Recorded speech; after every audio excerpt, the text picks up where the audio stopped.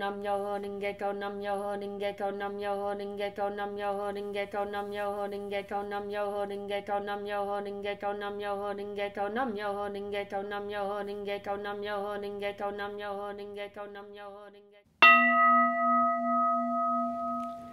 Hi, I'm Margaret, and this is the website where we take Buddhist philosophy into practice and apply it to the concerns and problems of everyday life.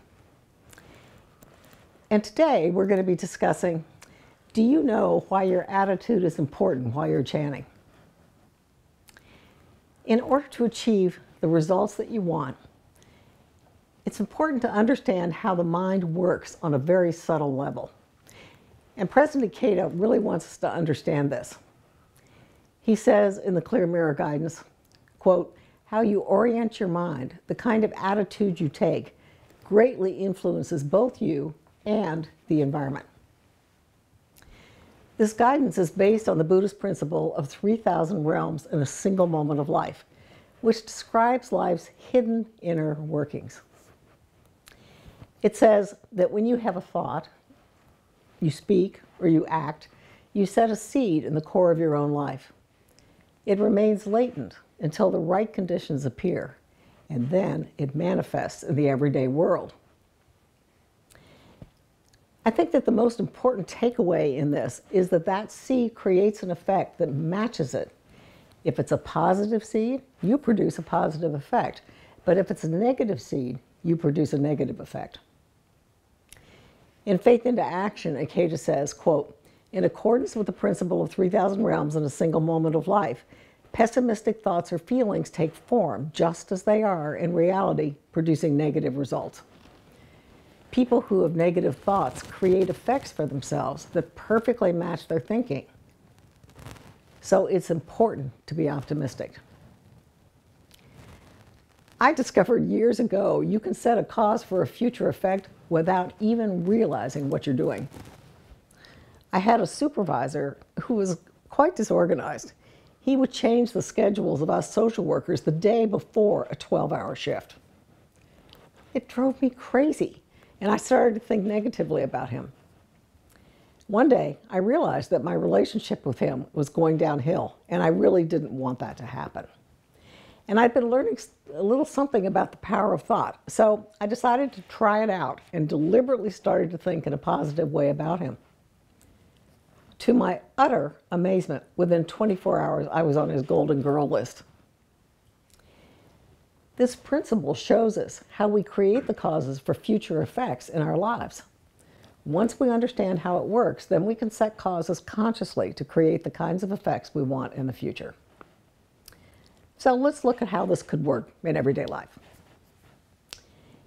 In the morning, while you're chanting about your day, envision your tasks progressing exactly as you want them to. For example, I'm writing a book. While chanting in the morning, I envision the book moving ahead smoothly.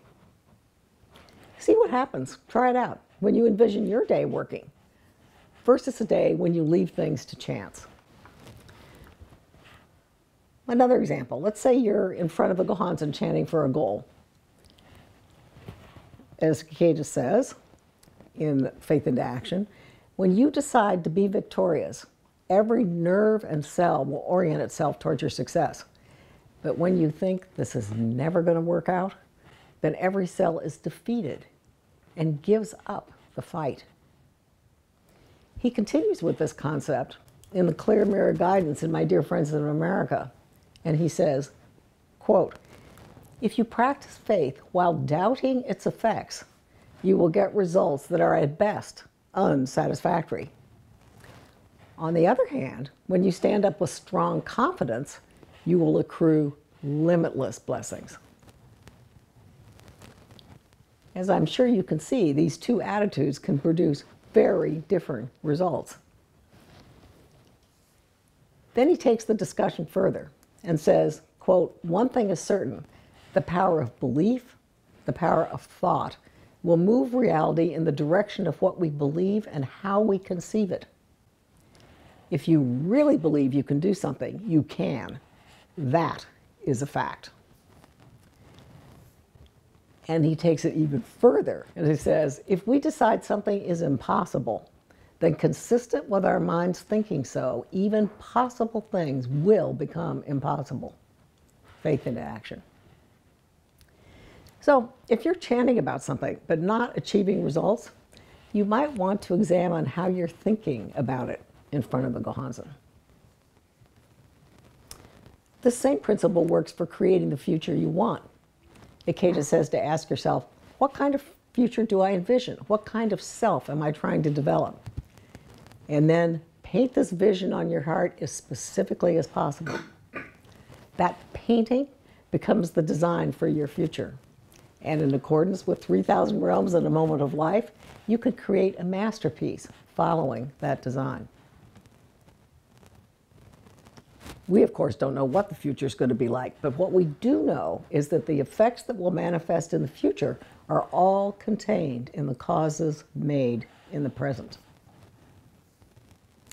So, what if you find after self-reflection that you're thinking negatively and you can't really believe you can achieve your goal? Well, there are a few things you can do.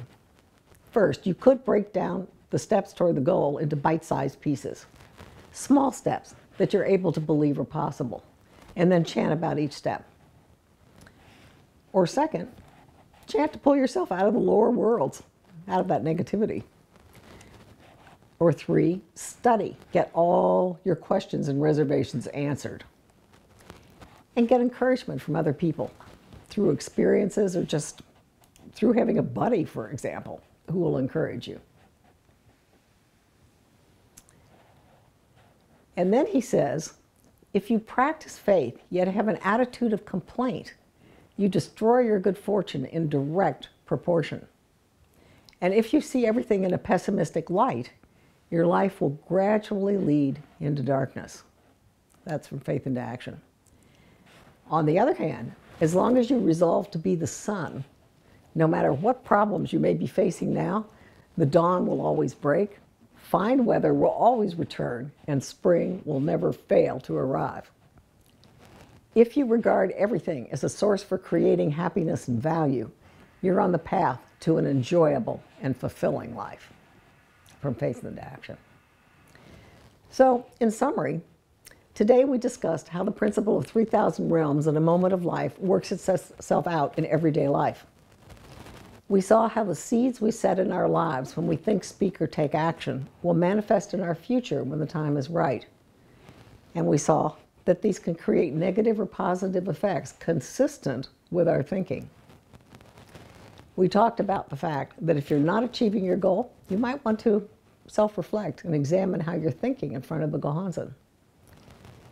And finally, we talked about ways that you could deal with negative thinking by breaking down a goal into small steps that you believe are possible, studying, chanting to pull yourself out of negativity, and finding a buddy. Here are some other blogs that you might enjoy. 7 ways that we block ourselves when we're chanting for a goal. 8 steps to master the way you think. 8 warning signs that you're manifesting what you don't want. As always, I'm always curious to know what you're thinking, and I hope that you'll communicate any topics that you might be interested in. And I'll see you in 2 weeks.